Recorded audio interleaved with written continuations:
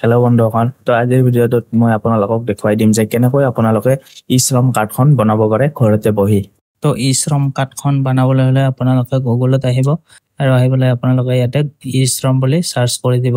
তো ই-শ্ৰমৰ ৱেবছাইটটোত আহি যোৱাৰ পিছত আপোনালোকে ইয়াতে ৰেজিষ্টাৰ্ড অন ই-শ্ৰম ইয়াতে আপোনালোকে ক্লিক কৰি দিব। ক্লিক কৰি দিয়াৰ পিছত আপোনালোকৰ তাত এনেকৈ এখন পেজ খোলা হ'ব। তো ইয়াতে আপুনি মোবাইল নাম্বাৰ আৰু ইয়াতে আপুনি কেপচাৰটো দিব। তাৰপিছত ইয়াতে ন ক্লিক কৰি দিব। ইয়াৰ পিছত আপুনি ইয়াতে সেন্ড ওটিপিত ক্লিক কৰি দিব। সেন্ড ওটিপিত ক্লিক কৰি দিয়াৰ পিছত কেপচাৰটো দিব আৰু আপুনি ইয়াতে ওটিপিটো দি দিব ওপৰত। তো ওটিপিটো আপোনালোকৰ 8টা নম্বৰৰ ওটিপি আহিব। এইটো দি পেলাই আপোনালোকে ইয়াতে সাবমিটত ক্লিক কৰি দিব। তো ইয়াৰ পিছত আপোনালোকৰ ইয়াতে আধাৰ কাৰ্ডৰ নাম্বাৰকেইটা দি দিব। আধাৰ নাম্বাৰখিনি দিয়াৰ পিছত আপোনালোকে তলত ইয়াতে ওটিপিত সিলেক্ট কৰিব। ওটিপিটো সিলেক্ট কৰাৰ পিছত আপোনালোকে ইয়াতে কেপচাৰবিলাক ফিল আপ কৰিব আৰু ইয়াতে আপুনি টিক মাৰ্কটো দি ইয়াতে সাবমিটত ক্লিক কৰি দিব। সাবমিটত ক্লিক কৰাৰ পিছত ইয়াতে ওটিপিটো দিব আৰু ইয়াতে কেপচাৰটো আকৌ আপুনি দি দিব। কেপচাৰ আৰু ওটিপিটো দিয়াৰ পিছত আপোনাৰ যদি ভেলিডেট অপচনটোত আপুনি ক্লিক কৰিব পৰা নাই তেতিয়াহ'লে আপুনি ইয়াৰে কেপচাৰটো একবাৰ এটা ডিলিট কৰি দিব, আকৌ নতুনকৈ টাইপ কৰি দিব। দিয়াৰ পিছত আপুনি ইয়াতে ভেলিডেটত ক্লিক কৰি দিব। ইয়াতে আপোনাৰ ওটিপিটো ভেৰিফাই সাকসেসফুলি হৈ যাব। ইয়াৰ পিছত আপুনি ইয়াতে কন্টিনিউ টু এন্টাৰ আদাৰ ডিটেইলছ এই অপচনটোত আপোনালোকে ক্লিক কৰি দিব। দিয়াৰ পিছত ইয়াতে ফৰ্মখন ফিল আপ কৰিবলৈ দিব। ইয়াতে আপুনি মেৰিড আনমেৰিড দিব। ইয়াতে আপোনাৰ ফাদাৰ্ছ নেম দিব। ইয়াতে আপোনাৰ মাদাৰ্ছ নেম দিব। ইয়াতে আপোনাৰ কাষ্টটো সিলেক্ট কৰিব, আপুনি যিটো কাষ্টৰ হয় সেইটো সিলেক্ট কৰিব। ইয়াৰ পিছত আপুনি যদি ব্লাড গ্ৰুপ জানে তেতিয়াহ'লে ব্লাড গ্ৰুপ সিলেক্ট কৰিব। ইয়াৰ পিছত আপুনি ইয়াতে নমিনিৰ ডিটেইলছ বিলাক ফিল আপ কৰিব। আপুনি যাক নমিনি ৰাখিব খোজে তাৰ নামটো ইয়াতে দি দিব। নমিনিৰ নামটো দিয়াৰ পিছত ইয়াতে আপুনি নমিনিৰ ডেট অফ বাৰ্থটো দিব। ডেট অফ বাৰ্থটো দিয়াৰ পিছত ইয়াতে আপুনি জেন্ডাৰটো সিলেক্ট কৰিব। ইয়াৰ পিছত আপুনি ইয়াতে ৰিলেশ্যনটো সিলেক্ট কৰিব। তো ৰিলেশ্যন মানে হৈছে আপোনাৰ নমিনিজন আপোনাৰ কি হয়, হাজবেণ্ড, ছান, ডটাৰ, মানে ফাদাৰ মাদাৰ, ল'ৰা ছোৱালী যি হয় সেইটো আপুনি সিলেক্ট কৰিব। ইয়াৰ পিছত নমিনিৰ এড্ৰেছ, মোবাইল নাম্বাৰ আৰু আপোনাৰ গাৰ্জেন নেম এণ্ড এড্ৰেছ তেওঁলোকৰহে লাগিব যদিহে নমিনিজন মাইনৰ হয়। তো এই গোটেইখিনি ডিটেইলছ ফিল আপ কৰাৰ পিছত সেভ এণ্ড কণ্টিনিউত আপোনালোকে ক্লিক কৰি দিব। তো ইয়াৰ পিছত আপোনালোকে ইয়াতে ষ্টেট সিলেক্ট কৰিব। ইয়াৰ পিছত ইয়াতে আপোনাৰ ডিষ্ট্ৰিক্ট সিলেক্ট কৰিব আৰু আপুনি ইয়াতে ৰুৰেল আৰবান যিটো হয় সেইটো সিলেক্ট কৰিব। নেক্সট আপুনি ইয়াতে আপোনাৰ ভিলেজ আৰু ইয়াতে পোষ্ট অফিচটো দি দিব। তাৰপিছত আকৌ আপুনি ষ্টেট সিলেক্ট কৰিব, ডিষ্ট্ৰিক্ট সিলেক্ট কৰিব আৰু আপুনি সাব ডিষ্ট্ৰিক্ট সিলেক্ট কৰিব। ইয়াৰ পিছত ইয়াতে পিন কোডটো দিব। নেক্সট আপুনি ইয়াতে কিমান বছৰ ধৰি বসবাস কৰিছে সেইটো ইয়াতে দি দিব, এই এড্ৰেছটোত কিমান বছৰ ধৰি। নেক্সট আকৌ আপুনি আৰু পাৰ্মানেণ্ট এড্ৰেছটো ইয়াতে দি দিব। আপুনি ওপৰত প্ৰেজেন্ট এড্ৰেছ দিছিল, ইয়াতে পাৰ্মানেণ্ট এড্ৰেছ দিব। আপোনালোকৰ যদি প্ৰেজেন্ট এড্ৰেছ আৰু পাৰ্মানেণ্ট এড্ৰেছ থাকে সকলোবিলাক ডিটেইলছ ইয়াতে সেম ধৰণে সিলেক্ট কৰিব। তো ইয়াতে ষ্টেট আৰু ডিষ্ট্ৰিক্টটো দিয়াৰ পিছত আকৌ আপুনি সাব ডিষ্ট্ৰিক্ট দিব। পিছত আকৌ আপুনি ইয়াতে পিন কোড দিব।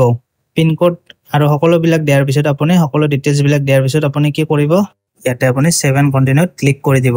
ইয়াৰ পিছত ইয়াতে আপোনাৰ এডুকেশ্যন কোৱালিফিকেশ্যন কিমানখিনি আছে সেইটো ইয়াতে দি দিব। ইয়াৰ পিছত আপুনি মান্থলি ইনকাম কিমান কৰে সেইটো দি দিব। তো ইয়াতে আপোনাৰ মান্থলি ইনকামটো যদি আপোনাৰ 10,000 পৰা 15,000 হয় তেতিয়াহ'লে আপুনি কিছুমান সুবিধা পাই যাব।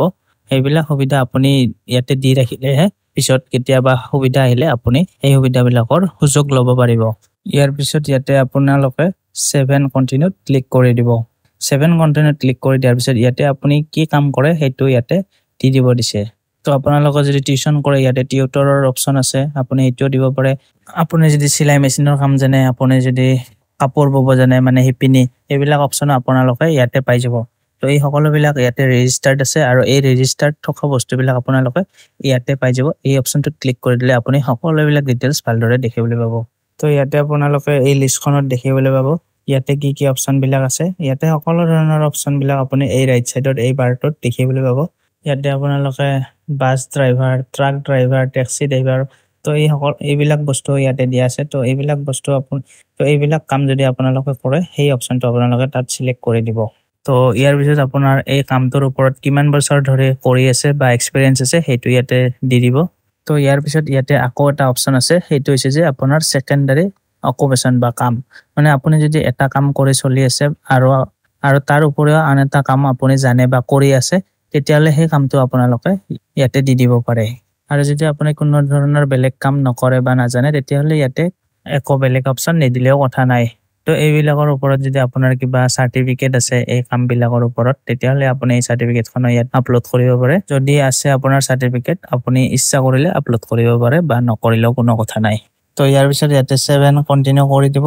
দিয়াৰ পিছত আপুনি ইয়াতে বেংক একাউণ্ট নাম্বাৰটো দি দিব। তো ইয়াৰ পিছত আকৌ ইয়াতে সেই সেম বেংক একাউণ্ট নাম্বাৰটোৱে দি দিব যেটো ওপৰত দি দিছে আপুনি ইয়াৰ পিছত আপোনাৰ নামটো দি দিব বেংকৰ একাউণ্টত যেটো নাম আছে সেই নামটো ইয়াতে দি দিব ইয়াৰ পিছত ইয়াতে আপুনি IFSC কোডটো দি দিব এইটো আপোনালোকে পাছবুকত দেখিবলৈ পাব IFSC কোড তো এইটো দিয়াৰ পিছত ইয়াতে সাৰ্চত ক্লিক কৰি দিব ইয়াৰ পিছত আপোনাৰ ইয়াতে বেংক নেম আৰু ব্ৰাঞ্চ নেম ইয়াতে আহি যাব সকলোবিলাক ডিটেইলছ ভালদৰে চাই লোৱাৰ পিছত আপোনালোকে ইয়াতে 7 কন্টিনিউত ক্লিক কৰি দিব কন্টিনিউত ক্লিক কৰি দিয়াৰ পিছত ইয়াতে আপোনালোকে সকলোবিলাক ডিটেইলছ দেখিবলৈ পাব যিবিলাক ডিটেইলছ আপুনি ফিল আপ কৰি আহিছে তো এই সকলোবিলাক ডিটেইলছ আপুনি ভালদৰে চাই ল'ব স্ক্ৰল কৰি শুদ্ধ হৈছে নে হোৱা নাই তো সকলোবিলাক ডিটেইলছ যদি ঠিকে আছে তেতিয়াহলে আপোনালোকে এই টিক মাৰ্কটো দি সাবমিটত ক্লিক কৰিব নহলে আপোনালোকে এডিটত গৈ পেলাই আপোনাৰ যেটো ফুল আছে হেতু শুদ্ধ কৰি লৈ ল'ব তো সাবমিটত ক্লিক কৰাৰ পিছত আপোনালোকৰ তাত এনেকৈ কাৰ্ডখন আহি যাব তো কাৰ্ডখন আহি যোৱাৰ পিছত আপোনালোকে ডাউনলোড ইউএন এই অপচনটোত আপোনালোকে ক্লিক কৰি দি পেলাই